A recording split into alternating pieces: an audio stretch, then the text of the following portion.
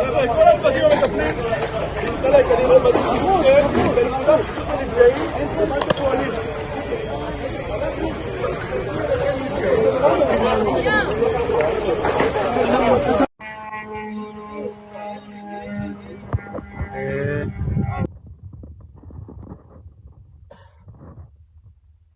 Mujer.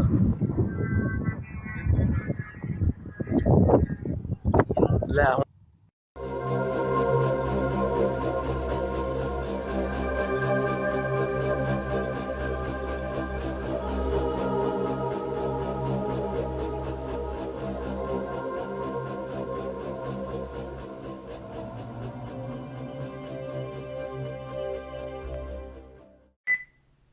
Well, hello, that's me again. Today is June 22nd, 2025.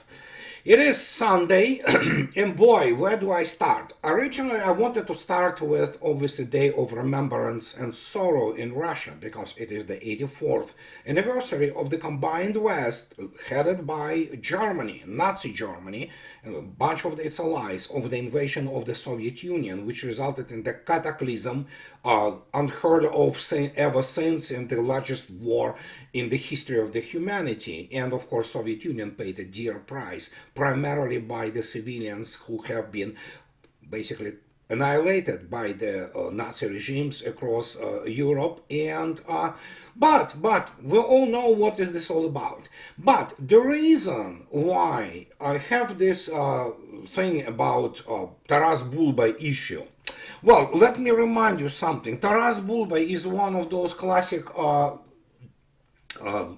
novels in the world literature, written by obviously Nikolai Gogol, and it is a massive novel in a sense of its impact, including actually on even the Western society in many respects, because there is actually the wonderful movie, I mean, by Hollywood, with Yul Brynner in it. It's called Taras Bulba, and some of the scenes there became classic. But the point why I bring up this Taras Bulba thing is because Taras Bulba, being the part of the school program in the Soviet Union and Russia, in schools for the what would be termed high school in the West or in the United States, is obviously the story of Taras Bulba and his two sons. And as such, being the part of the school program, many things became those one-liners went into, so to speak, into the hoi polloi people's minds, and became the established phrases in the Russian language. And some of those things, like, although I will present to you the piece of the Taras Bulba excerpt, basically, which really matters here. And here comes this very famous phrase. Let's go to this phrase and read what is this all about, because this is about Taras Bulba encountering his son, Andrei, as they call it in Ukrainian, so who betrayed his Cossacks, and he actually went and served with Poles, whom Cossacks obviously fight there in the novel, and he went there because he fell in love with a beautiful Polish girl. And so here it is. Taras Bulba encounters his son and he kills him. But look what he asks him. So let's go take a look at it, and you will understand why I bring this up. So there we go.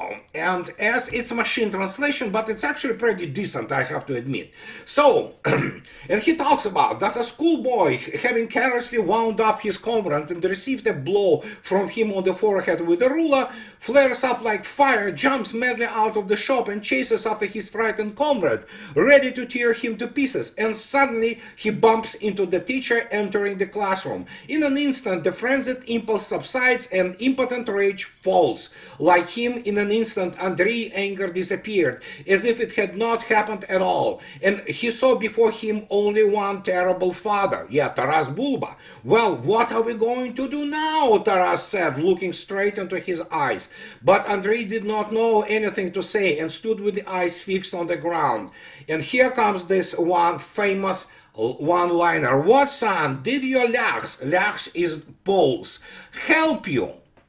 And they stay unanswered. And of course, after that, Bulba says that, well, stand still and don't move. I gave birth to you and I will kill you. So, and he kills his son as a traitor. But this is this famous one-liner. What, son? Did your legs help you? Now you can use and insert instead of legs anything. You can say, hey, did your youngs help you, son? Well, this obviously applies to Ukraine or whatever is left of it. And then you can stick pretty much anything. And this phrase became the, not only meme, it became the euphemism for the failed bet, for their basically strategic blindness, and obviously also for some kind of the betrayal. But how it is all related to what is happening in the last 24 hours? It is related directly. After much ballyhood and, just absolutely blown out of proportion, and this is the separate issue, this tactical issue, which obviously will require a special elaboration, attack by United States on the Iranian nuclear facilities. In Florida, and all those grandiose statements from Trump. And Trump does this, that's Trump. So, and he talks about this, he has to repeat those things constantly because he cannot use the regular dry professional language because he's not professional in anything. And he says, we have completed our very successful attack on the 3 nuclear sites. So, and he talks about that they were destroyed. Now it's time for peace. I mean, yeah, you can see actually schizophrenia practically immediately rearing itself, but that's absolutely normal for Donald Trump. And as the result, we have all kinds of the speculations going around. Of course, U.S. military and political officials make those grandiose statements, but the truth is, the question is the 30 tomahawks? It's just, really? I mean, I can go and basically elaborate here for hours about you can do nothing with 30 tomahawks. And the Russians, for example, launch more missiles every night at Ukraine, not to mention those drones and things of this nature. It's like, okay, 30 tomahawks. Now they talk about those bunker buster bombs. Even from the satellite image, which we can observe now, allegedly what it is, yeah, they only think those bombs could attack were the entrances to the nuclear facilities, like Fordo, which they say they destroyed, which they did not. And actually, evidently, they didn't even hit properly whatever was there, and it was already basically debunked, not only by Iranian officials, which you would expect. Iranians also, they have to produce propaganda, they have to push the narratives. But the point is, you cannot do anything with those things, especially as many people say, most of the facilities which are there in those nuclear sites, they are under the, well, at the depth of up to 800 meters. So for those people who have really kind of difficulty understanding it, it's half a mile deep. And there are no bunker bombs in the United States arsenal which can do the trick. So they evidently hit the entrances, but yeah, sure, with those 13-ton bombs, how much damage can you do? It just takes about, a couple days of their bulldozers and other types of things, just basically, free those entrances and make them available again. So, obviously, no nuclear facilities have been damaged, but we know what it's going to be. It's all type of the narrative, and as you can see yourself, as our good friend Larry Johnson says correctly, so we saw everything we needed to see about Mr. Trump and his administration. So we know now that United States is not a sovereign country, and foreign policy of the United States is controlled by Israel and AIPAC. And so Trump is a Charlie Brown, and he just got played by the pro-Zionist crowd, who is Lucy. I don't excuse his criminal act of war, but the latest attack on Iran is just one more example of what a weak, pathetic man Donald Trump is. He really thinks he pulled off something grand and important, yet does not have a clue about the consequences of this order. And so Larry correctly states that essentially similar things have been happening in Syria. Remember those Ivanka Trump salvo of 109 Tomahawks and JASSMs, which most of them have been shut down. So there you go. I mean, that's how Trump operates. And it's not just the impulse. He is completely controlled by Mossad and his friend Bibi Netanyahu, as is the US Congress. And so there you go. Washington, D.C. is not the capital of the United States. It's the second capital, rather third, of Israel. And so we have everything happening in accordance to all that. But this is not why I brought up Taras Bulba, and did the lags help you, son? The question comes about this in this manner. Here it is. 2 days ago, Foreign Minister of Iran, Mr. Here we have him. So, and look at this. 2 days ago, and NBC, Andrea Mitchell, basically talks with Foreign Minister of Iran about Iran not sure it can trust America after Israeli attack. Iran's foreign minister tells NBC News. And so he talks, Mr. Abbas Araghchi, that Iran is uncertain whether it can trust the United States in diplomatic talks after Israel launched an aerial attack on the country only days before the scheduled negotiations with American officials. Okay. Let's go further. What Mr. Araghchi talks about, again, mind you, it was 2 days ago, so he talks about that. Oh my God, he complains. Asked whether he regards Trump's commitment as a threat, Araghchi said, "I see it more as an insult." Really? So we have always talked about our President Trump respectfully. Well, there you go. You continue to talk to him respectfully, and he talks that I think if Americans are serious to go back to diplomacy, what is needed only a telephone call from Washington to Tel Aviv to stop everything, he said. So, and Araghchi is an experienced diplomat, evidently not, who was one of the top negotiators of 2015 nuclear deal between Tehran and world powers. That agreement limited Iran's nuclear work in return for an easing of US international sanctions. Remember, those international sanctions have been reimposed immediately, practically, within a weeks after they were lifted temporarily. And Iran, in this case, who is Iran? Iran is, in this respect, is this Andrei from Taras Bulba. And Taras Bulba asks him, so, Sonny, did the United States and their promises and your negotiations help you? Of course not. And this, what I want to bring you back to this thing about basically what Putin told to Iranians, and he spoke about this in his number of his public statements, that essentially, as he stated, and I already discussed it with you last video when Mr. Alistair Crook also stated Russia did offer Iran the military cooperation and essentially military alliance akin to what Russians offered to and signed and implemented with North Korea.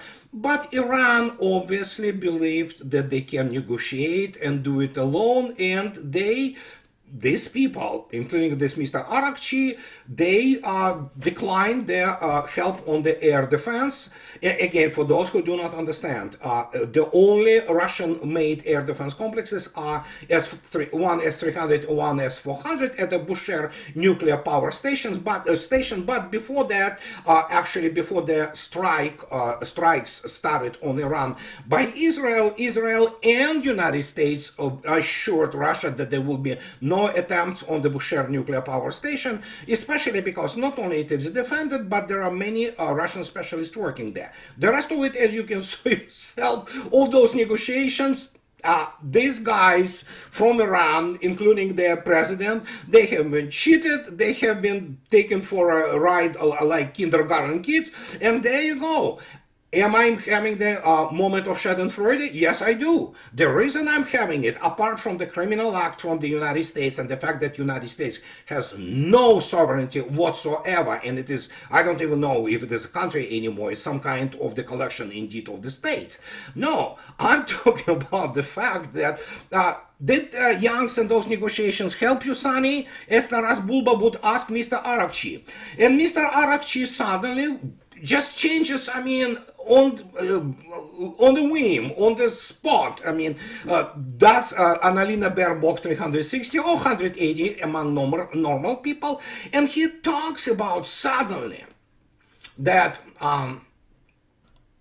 yeah, Iranian foreign minister plans to go to Moscow. And fact is, as he stated in the same interview with Andrea Mitchell, and he said he planned to go to Moscow on Monday to meet with Vladimir Putin. Mitchell said on the air of the TV channel. Well, guess what?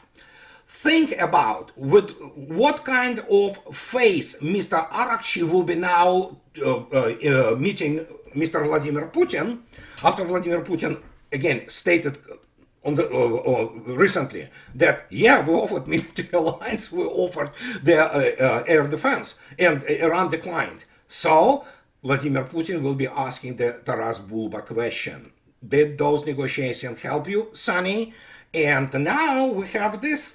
Remember, I want to stress, it was all about duplicity of the Iranian government in terms of what they wanted to do and how they view this, which tells you immediately, not only we know that the counterintelligence in Iran sucks, honestly, but at least they are now reacting. But the question here is that political top, they still believed all this BS, because much of this political top are pro-Western people, and they still believe that they can reintegrate with the West or integrate with the West. You cannot fix those people. They are mental. And now that essentially political and military power have been transferred from supreme leader to core of the guards of the Islamic Revolution, so things may go differently.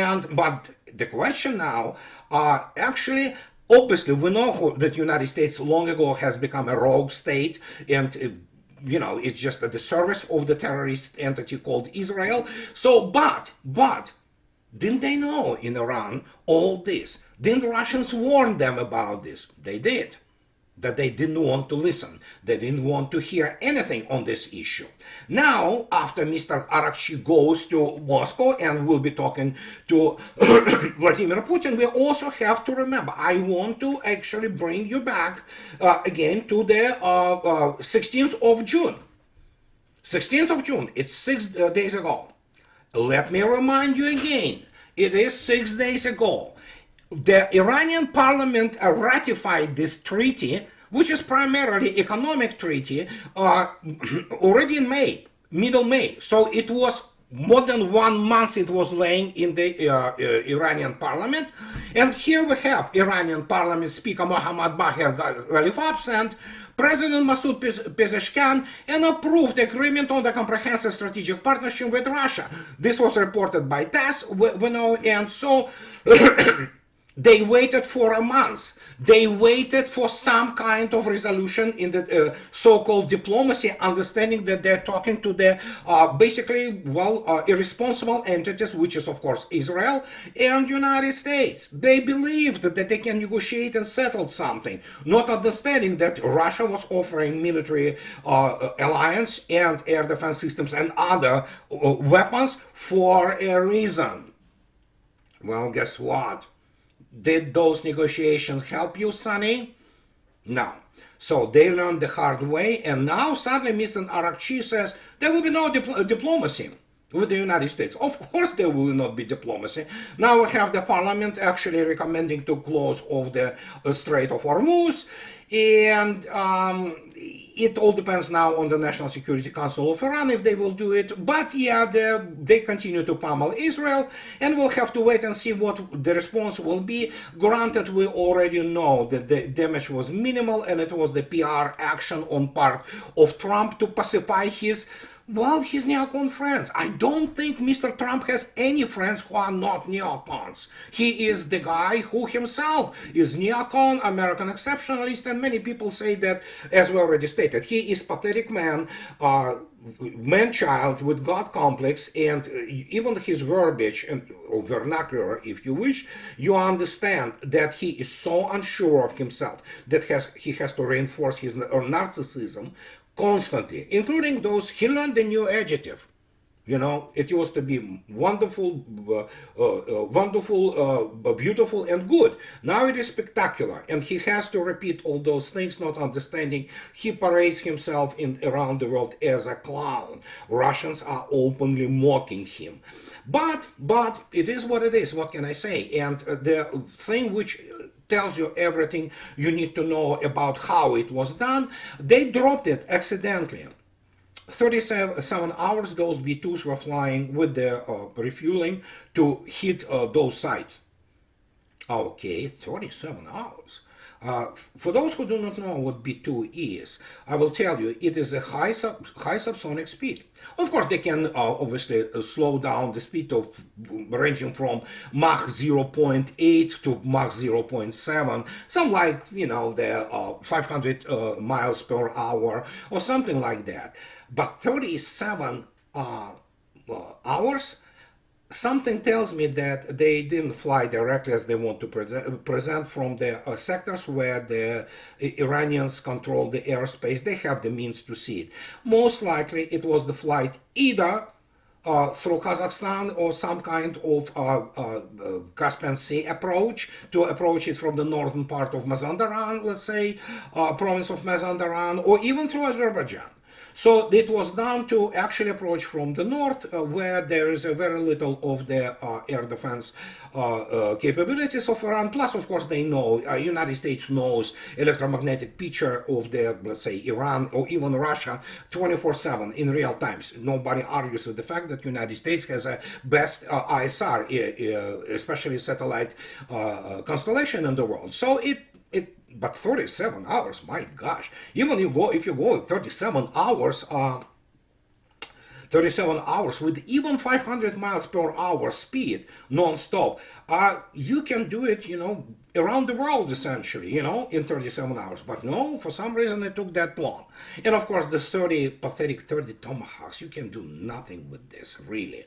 So this is, we have to wait and see when the actually more detailed information will flow into our hands, so to speak, to make any kind of conclusions. But we already can see what is going on, and yeah, Mr. Trump thinks that he achieved something, as Larry correctly stated. He did not. If anything else, we have the new balance of power now within Iran itself, because obviously the whole intelligentsia, so to speak, the whole liberal pro-Western camp, including the president of Iran, Mr. Pezeshkian, they have a huge egg on their faces, and so they better start thinking like real strategies and not believe in the fairy tales, which of course we know you cannot trust West, period. It is not trustworthy entity. It is primarily a criminal military political unit essentially now,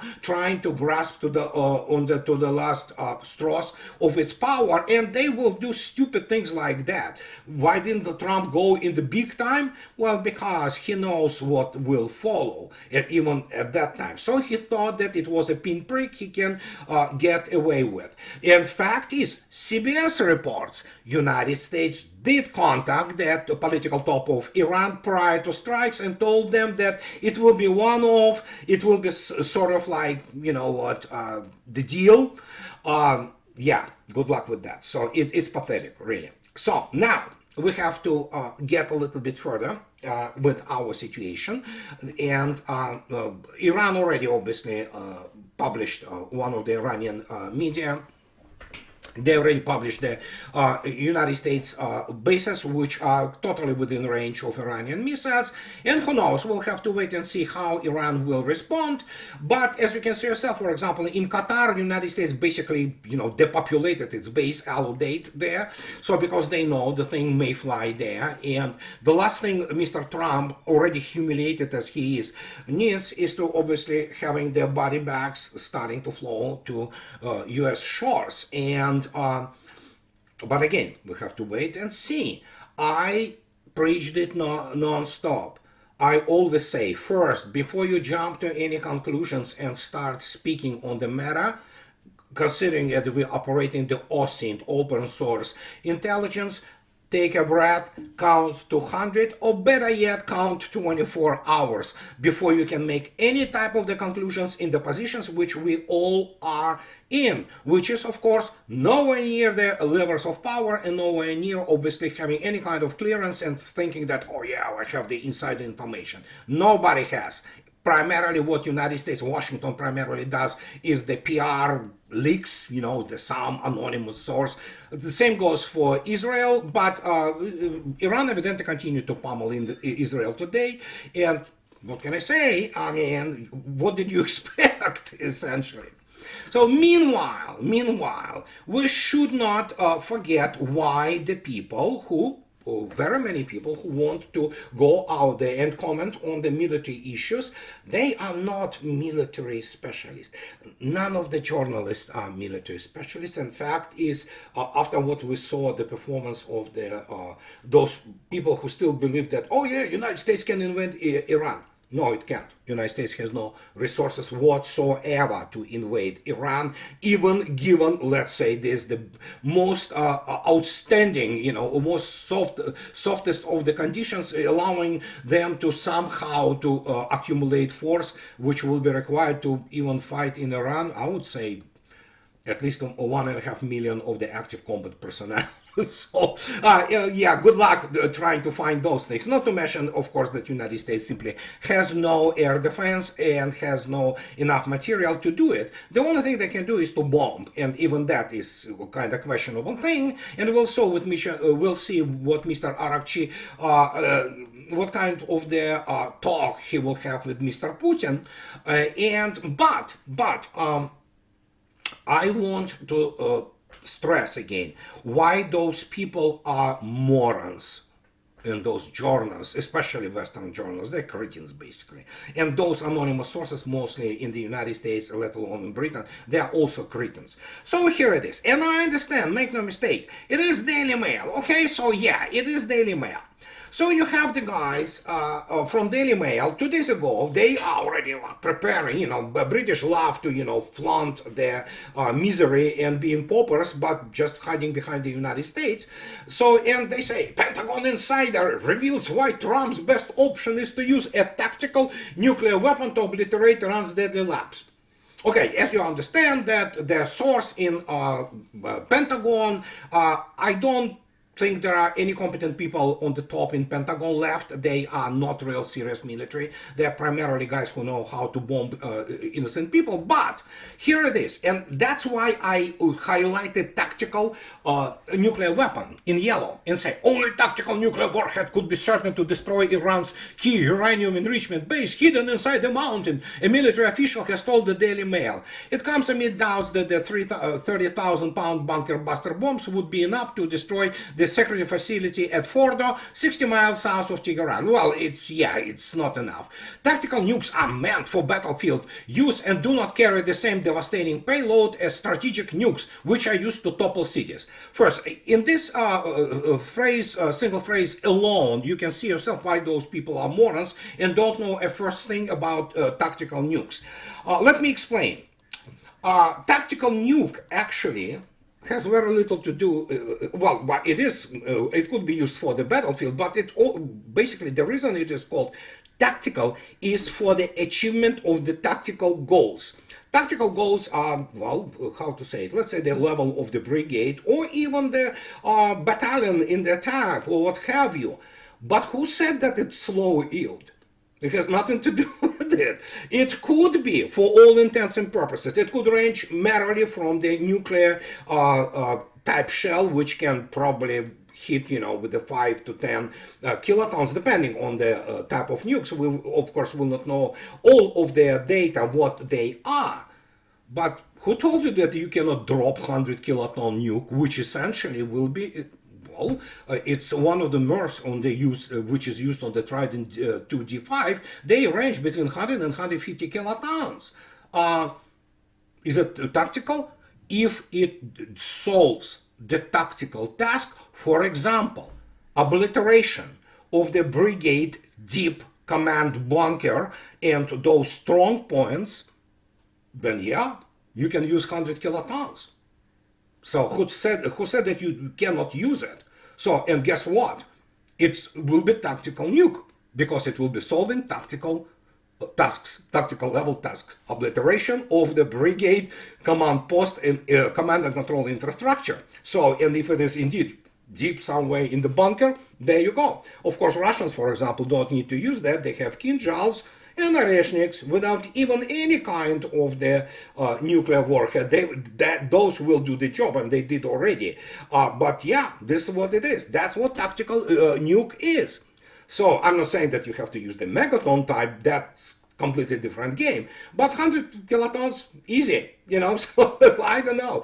And the fact is, the strategic nukes are also not designed to topple cities. But again, explaining this to all those sources and people, especially in the tabloid like Daily Mail, that actually there is counter value and counter force posture of the nuclear forces. And modern a circular error probable of the modern nuclear weapons allow them to operate primarily in the counter-force mode. That means what? Hitting primarily military installations, not cities. But again, you know what? These are journalists. It's not a profession. It's not craft. It's a bunch of garbage written by garbage people, actually. So, and while we at it, and so to speak, to finish off or close this whole thing today, let me put it this way. While people really concentrate on all that, and we may yet have the issues which will be so to speak, popping up, if you wish, the black swans, which are coming most likely, look at this. Just to remind you, life goes on. And while everybody talks about, obviously, Iran, Israel being, being turned into the Gaza 2.0, we have the situation with the St. Petersburg International Economic Forum. That is why, for example, G7 is irrelevant now. And the record agreements and calls for multipolar cooperation marks PIF 2025. And so they signed their more than 1,000 agreement worth of 6.3 trillion rubles, which is more than $80 billion. But the point is just you do not merely sit and convert it directly from rubles to dollars. In rubles, those agreements, unlike it is when they denominated in dollars, they go really far and much further than you merely do it in, obviously, US dollars. And yeah, Russians continue to develop their economy and it's booming. But again, what do I know? There are so many people in Pentagon and CIA and in Israel who think that, yeah, we know everything. They are about to collapse. The same as they been convinced that the regime in Tehran is going to collapse. I think what they did, they basically achieved a completely opposite thing. Well, evidently, there is a consolidation of the Iranian society, and let me tell you, we'll have to wait and see what will be told to Mr. Arakchin by Vladimir Putin. Of course, we will not know all of it.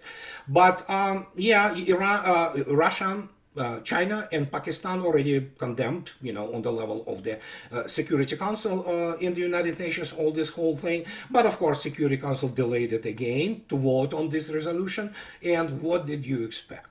But, this is what I wanted to tell you today.